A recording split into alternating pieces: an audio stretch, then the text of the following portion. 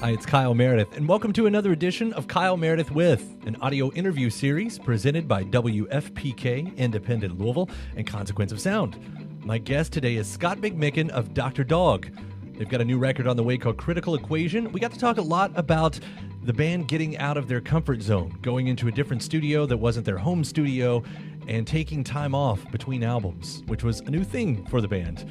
We also got into combining soul with psychedelia, and the story behind their song Go Out Fighting. Scott McMicken of Dr. Dog. Oh, hey, Kyle. How's it going? I'm well, man. How are you? I'm doing good. Well, first off, you're going to be back in town April 6th, Mercury Ballroom, playing with Kyle Kraft, another fine date in Louisville, Kentucky. I got to tell you, a lot of my favorite shows of all time are Dr. Dog shows. No way. Nice. Just like I have this transcendent moment, it seems like every single time I see you guys. You just put on one hell of a show, so I'm really looking forward to having you guys back in town. Dang, thanks, man. I appreciate that. And you got this new record, Critical Equation. I want to hear the story about this one because as I read a little bit, you did try to get out of your comfort zone on this one and hop out of your own studio, right? Yeah, that's correct. That's exactly what we did. And yeah, it was all kind of motivated by just kind of this insular look at like how we work, and because we've been doing it so long. And for the first time in our entire career, we just decided to like basically take a little break. About 2 years ago is when that started. It was just one of those things where, and we took that little break just simply because we could. You know, it wasn't like, looking back, it wasn't like we were in a rough spot or struggling to be excited to get stuff done or to play or to work. It was more just the timing just sort of felt right, you know, like, and it's like one of those things you hear about. We've always I feel like as a band, we've always done what we do and then had this sort of weird look at other bands, like as though they're working in some universe that we're not or something, you know, this kind of built in like outsider's perspective on stuff is kind of like always really been at the heart of the way we see ourselves. And one of those things we'd always be like, you know, you'd see bands like they just disappear for 3 years and then put an album out or something, you know, and it just always seemed like some weird exotic thing that we never saw ourselves as having any kind of access to, you know. So we finally were just kind of like, you know, and other things were happening too, like Frank had his second child and Toby had his second child right around that time, and I was moving out to Arizona, and Slick, as always, has got a bunch of irons in the fire and got a lot going on, and it just seemed like the right time to like take a little break, which essentially was about 6 months, really. We basically skipped like one tour, and that we would have normally done, and you know, it's cool because I feel like now, 2 years after that fact, and feeling very heavily affected by what was manifested by us taking that break, it's one of those cool things looking back where it's like we didn't quite know that we were due for some changes, but just making that simple decision to walk away from it for like 6 months or whatever really just paved the way for us to return. And seemingly all of us kind of realized in our own ways that there was a lot of different things we could be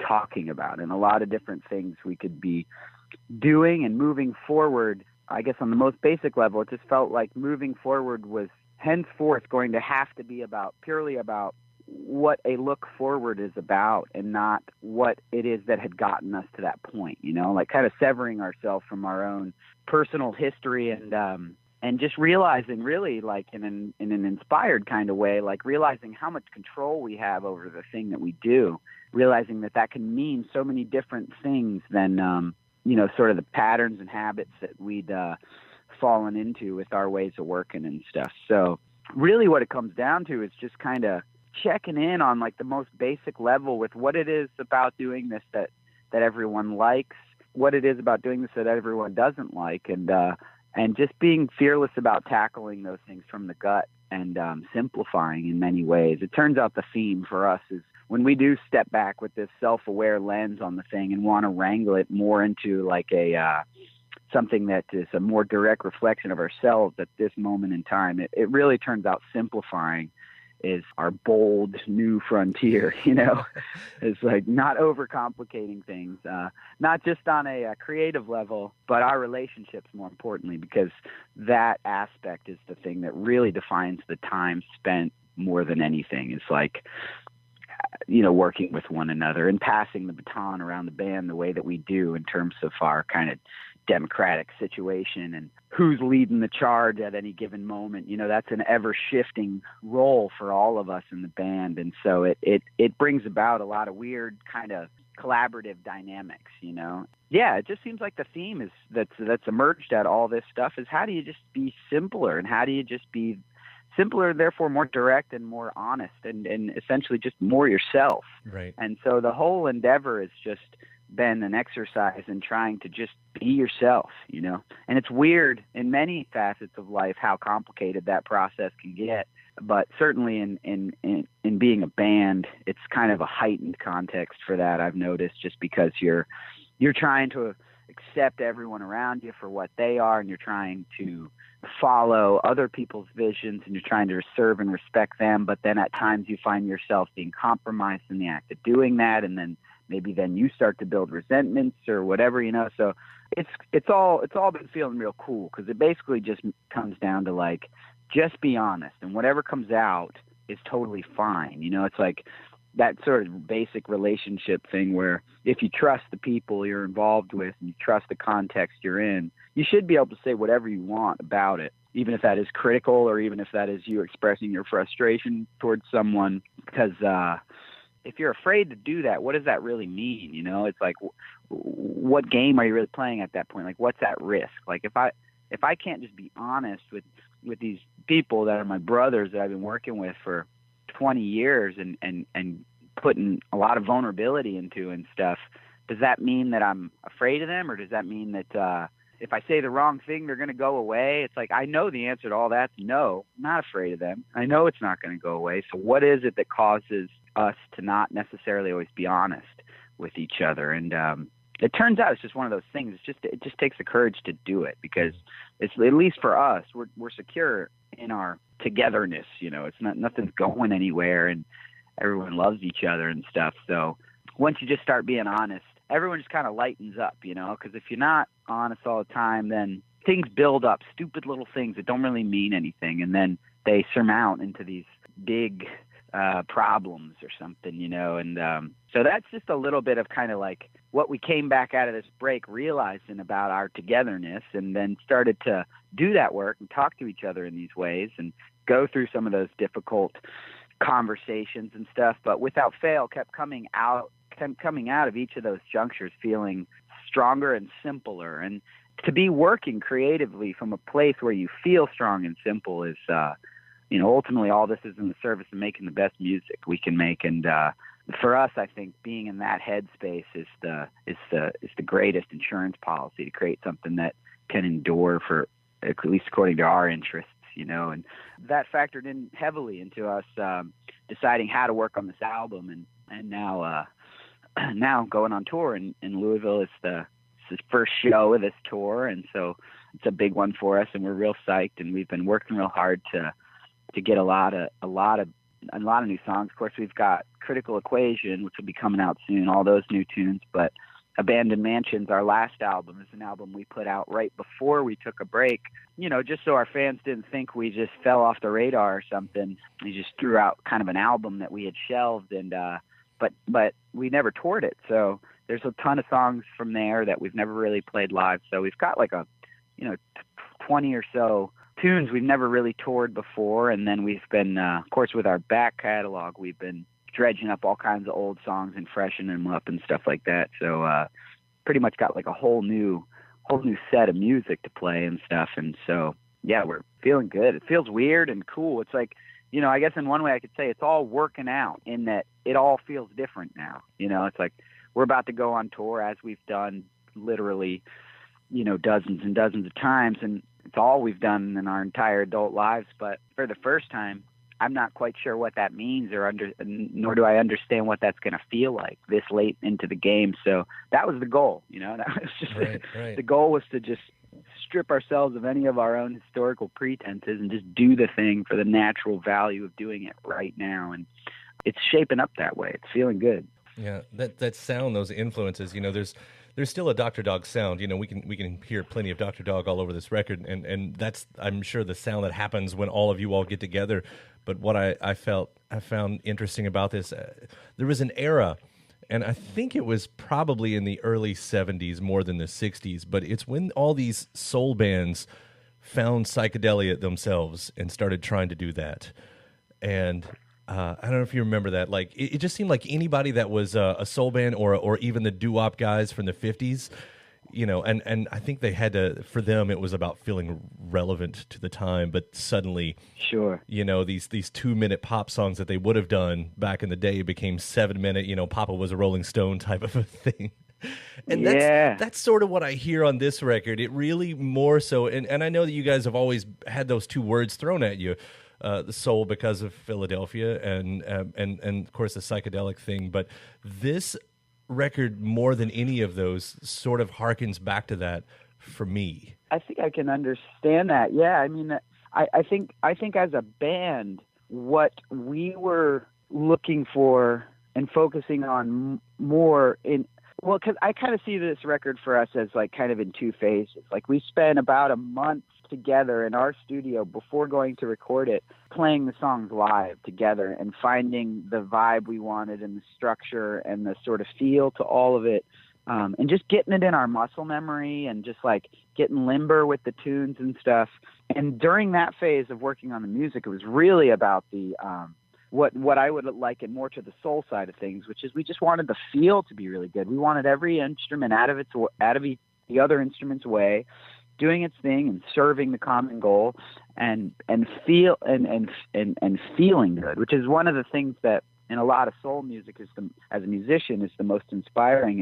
It's across the board, the songwriting, the performances, the arrangements, all of it is in so much soul music is so inspiring. But the little bit of that we were really focusing on is getting our rhythm good and getting our groove good and stuff, and getting our swing good and all this kind of stuff. That stuff's real hard for us. And so we were focusing in that sort of more traditional aspect of things. And then when we got to Gus's in LA, we showed up with, full arrangements that we were there to track live, at which point he kind of got his mind wrapped around it. And he started to really, help us get closer to that goal of good live feel and good swing and stuff, but also like started to pick the arrangements apart and started to make suggestions about replacing this sound with that sound that sort of brought out that more imaginary, weird psychedelic palette and flow to the tunes, which was really awesome through his filter.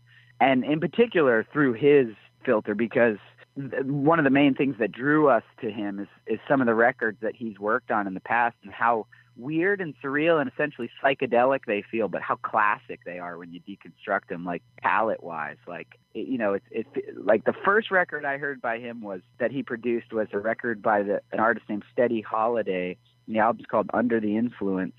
And it's like the most psychedelic record I'd heard in a long time, but it was like, it sounds very pre-rock and roll. It's like the Hal Blaine band or something, it's like, it's strings and it feels just like classic Hollywood sound or something that predates psychedelia. But the way all those influences and that classic warmth and depth and sort of even just reverb, like reverb as a strong effect, he has a very subtle and classic way of doing very weird things with sound, so that's what really drew us to him. And he started, definitely as soon as we got there, started being himself and bringing that element to these tunes. Hear that even on Go Out Fighting, and I want to bring that up, especially being the lead radio single. But I've heard you say, I think in an interview, it's a song about perseverance. And I thought, because it's one of those songs that, of course, I can take several different ways, which is what I love about songs anyway, is kind of trying to, peel off the layers and everything. But when you've been a band and you've been around for as long as you have, and a lot of the things that you've been saying in this interview, there becomes an important moment, maybe more in the critic and fans' eyes of, will they fade away or will they stay? Now they've done this. They've done this amazing run, and it seems like every band gets 10 years before, 10 easy years before it really Yeah. it has to happen and go out fighting. I started looking at it in that lens, to hell with that. We're going to slug it out, and we're here. And on top of that, it's catchy. So of course I want to listen to it. But, on the other flip side of that, hell, just trying to be a sane human in 2018, perseverance comes around again. It kind of sits with me on that way too. Yeah, no, that's cool. It's kind of what I went through in figuring out what that song was about too, is because I started it with that line, "Go out fighting." It's one of those instances where I had that little loop going through my head, and because it started, that song, the writing of that song started with its groove. Like Zach had sent me that riff on the organ, and I just loved it, so I built up a rhythm section behind it, and then just put the headphones on and had a mic and just started kind of winging it. I didn't go into it with a specific goal. I was just in the early stages, I was just improvising, singing over top of it, and that line came out, and I liked it, and it felt good musically, and in the most broad sense, it felt like good words to be singing, but then as time went on, I was like, all right, well, how do I contextualize this line? Like, what am I trying to say? Because to me, that phrase, and I asked around like tirelessly to people about that phrase, like "go out fighting," to find out what people thought of it. Because once I went past the stage of like, I just improvised and this is what came out, and then actually thought about it, to me that line was real fatalistic, because it's like the presumption is you're going out. So it's like, if you're going out, just go out fighting. Right. Like personally, I didn't know how to create a context that could be that fatalistic. Like, that's just not who I am, And I got really hung up on that. I was like, to the point where I was like trying to change that line at a certain point, and I was just so stuck on that line. It was like I couldn't not have that line, So it became this real puzzle. But everyone I asked about it was like, no, I don't see it as fatalistic. I mean, I think people were just taking it more generally as just like, fight the good fight. Just don't give up, Right. And I was thinking about it too much, or thinking about it in a different way. And to me, it just meant like that the going out part is the foregone conclusion. It's like, what style do you want to go out? Do you want to go out quietly, or do you want to go out loud or something, And I had I just had a real hard time figuring out what the rest of the song was going to be about around that line to make that line make sense. And just through people's help and realizing that it doesn't sound as fatalistic to other people as it was feeling to me, I then set about trying to like writing the rest of the words. And I went through so many different versions of approach to that. And essentially in the end just settled into a kind of an age-old theme that I feel like I've written about a lot, and a theme that never ends in my life is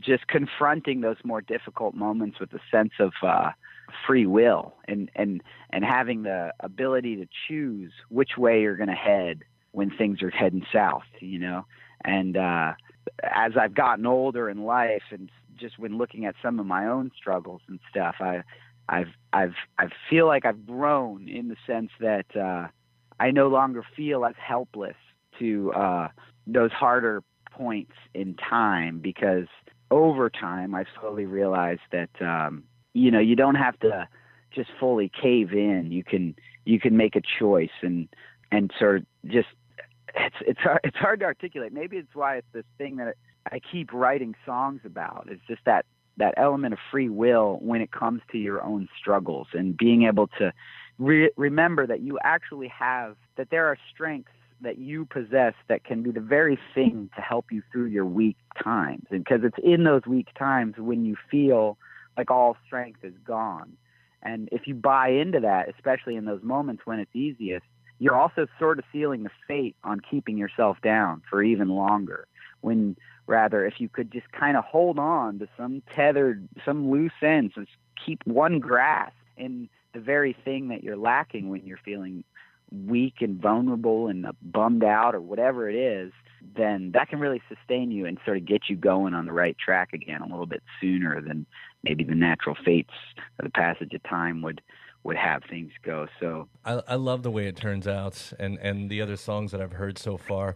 But again, April 6th, we're going to get Dr. Dog back to Mercury Ballroom. Kyle Kraft, who I'm a big fan of too. I haven't seen him live, but I can't wait to see the two of you guys together. I think that's going to be a great show, man. Yeah, me too. Thanks, man. So it was a pleasure talking to you, Scott, and we'll see you soon. All right, sounds good, Kyle. See you soon. All right, take care, man. Bye. Yeah.